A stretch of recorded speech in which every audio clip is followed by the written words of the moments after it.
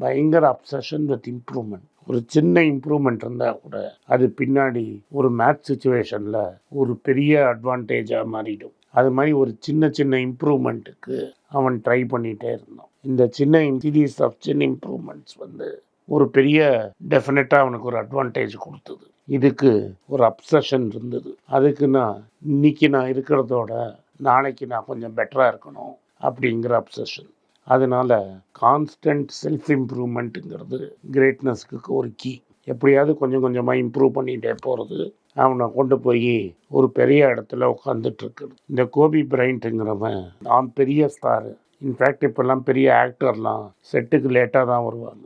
இவன் ஒரு விஷயம் பெட்டர். கோபி பிரையண்ட் ப்ராக்டிஸை ஸ்கிப்பே பண்ண மாட்டான். அஃபிஷியல் ப்ராக்டிஸ் செஷனுக்கு பல மணி நேரம் முன்னாடியே வந்துடுவான். ஏன்னா தனியாக கோச்சோட ஒர்க் பண்ணி அவனோட ஸ்கில்ஸை எப்படி பெட்டராக ரிஃபைன் பண்ணலாங்கிற